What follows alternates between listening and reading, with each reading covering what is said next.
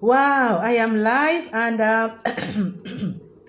it's been such a long time since I did a live on this Instagram handle.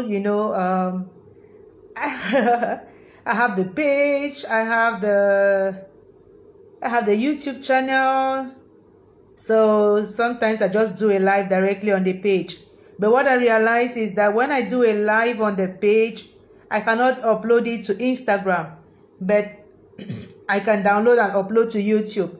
But when I do it on the Instagram handle, I can um,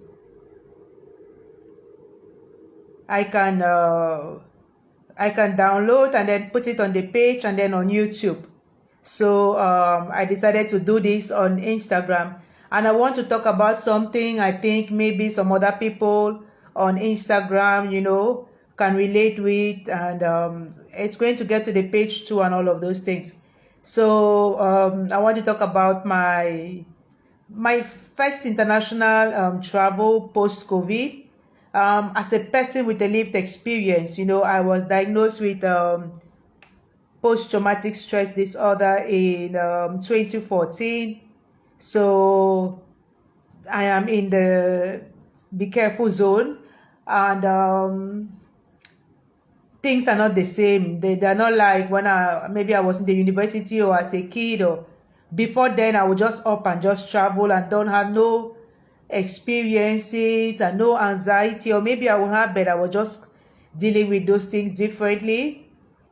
I have been kind of sharing and recording this trip from the time I started preparing for this, which was kind of like short notice because uh, I got my ticket even the night before I left. So you can imagine the level of anxiety. But I'm a spiritual person, so I could quickly pray myself back down, and I could be positive and say what's the worst case scenario and all of those things. So with COVID now, you don't just up and travel like that. You have to make sure you have your vaccines or the test, and yeah, you have the certificate, and you have this, and you want to make sure you have your marks. Anything can happen, so you also want to be sure that you have everything in place so that you are not pulled aside, you are not stopped, you are not somebody doesn't get sick or you don't get sick and all of those kind of things.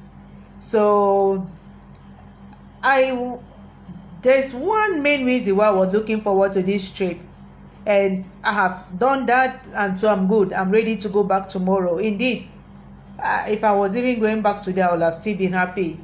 So part two will be when I get back home by grace. That's why this is part one, and it's not going to be so long. But what I wanted to share here was that because I live with post-traumatic stress disorder, when I get a little tense, when I get what? When I get in a tight corner, for example, having to smile with people all day, or having to show up somewhere where I didn't really feel like showing up. For example, going to dinner and knowing that I'm not on my own, so I'll have to stay there and kind of like fit in, belong until where they decide they want to go. But this time around, I just told myself, no, you're not going to do this. The first time I came to this country, Ghana, and they were going for a dinner, I didn't go because I was just thinking about all the dynamics and the gymnastics and how I will have to go and then maybe come back and it will be late, and I was not in a hotel that trip. So finding my way back to my cousin's place, and what if and what if and what if, I just decided to forego the dinner altogether. But this time around, because we are like all together, I knew that okay, if I go with them, we are coming back together. And then one thing that I usually forget is that people don't keep to time, like myself, for example. And so if they say something is from 6 to 8, it might mean from 7 to 9 or from 8 to 10. But my brain has recorded 6 to 8. My brain records to the point where back in my country, we are GMT plus 1. I wake up at 3 a.m. kind of religiously. But here, 3 a.m. in my country is 2 a.m. and I still wake up at 2 a.m. And I try to sleep at 8 p.m. here, but I cannot. Somehow sleeping at 9 is okay, but waking up at 3 is not okay. I've tried to juggle with it, no way, and I've just said to myself, okay, you know what? Just keep waking up at 2 a.m. You're going back tomorrow, so don't be bothered about it. But for some other person, it's going to shake them up. And frankly speaking, I feel like I could do with an hour extra of sleep, and maybe later in the afternoon today I'm going to get that hour of sleep. But for the time being, this is what it is. So you have to really know yourself. Another thing that happened during this trip is that they did some tests and they said there were no more traces of rheumatoid arthritis in me and stuff like that. But I sometimes get flare-ups when I'm really anxious, when I am under some kind of pressure, being self-inflicted, when it's cold. I don't like the cold, and sometimes even the slightest cold can flare me up. Sometimes no. So I just generally protect myself from the cold. And for someone who doesn't understand that, it's fun. How can you be wearing all of those things when it's so warm, or it's just ordinary? I mean, it's just fresh and stuff like that. But I know myself, I don't want to have a crisis, so I don't want to have to be rushed to any hospital. I don't want to not be able to walk, because when it gets bad for me, I just cannot walk. And I just came up from a knee flare up like yesterday. I went for my first jog after 3 months, and I could still feel the knee. So I just don't want to provoke my articulations. Let me just put it directly like that. So you need to know yourself, and you need to tell yourself, it doesn't matter whether people find you weird, whether they laugh, whether they talk behind your back. You don't even think about those things. I don't think about that. And frankly speaking, if somebody even finds it funny, I just tell them, well, you cannot understand, so just leave me alone. For example, my cousin couldn't understand why I was wrapping myself up and I was trying to use tea to do a hot bottle bath on my everywhere like that. It was funny for her, but I could not start explaining to her what was going on. But in the heat of the moment, what you want is to feel the warmth, not to start explaining to people or getting into a fight because people don't understand what's going on. It's different from, let's say, a seizure or anything. Somebody can actually, somebody had a seizure yesterday in school, and people could help, and I could say, put him this way, because my brother lived with epilepsy, so I know how you do when somebody has a seizure.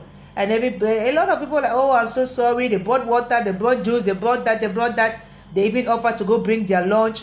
But that is seizure. That is something they can see. But if I sit in my corner and I'm not talking because maybe my moods or I'm triggered or something, people will not understand. They'll be like, some might even chastise you, some might say, what do you want to show? Well, come on, cheer up, and all of those things. So sometimes you just want to stay alone. Sometimes if you have just one friend who might understand you, and even if they don't understand, it's okay. Like I have one friend who opted to come back with me last night when I couldn't stay out anymore. And then that's the one person I connected with, like on a kind of soul way in 2019.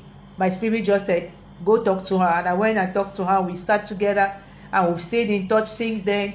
And yesterday we talked. It's easy to talk with somebody you relate with, you connect with.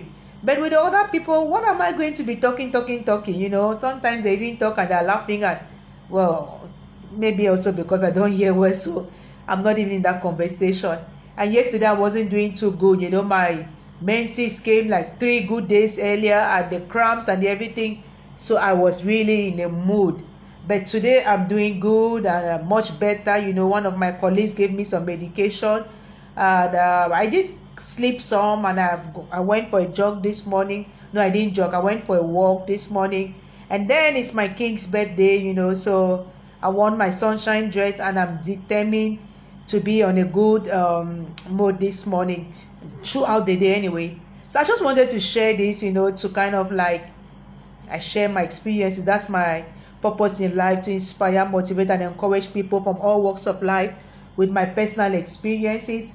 And also to kind of let people know that I'm a therapist, yes, but I go through stuff, and so it's okay to go through stuff. Just know yourself, and don't beat yourself up, and take care of yourself. And if you have one or two people who can walk some part of your journey with you and be there for you and all of those kind of things, then praise God. If not, do the best you can do, right? Okay, well, so that is what I wanted to share. Do have a wonderful day, everybody, and yeah, God bless us all.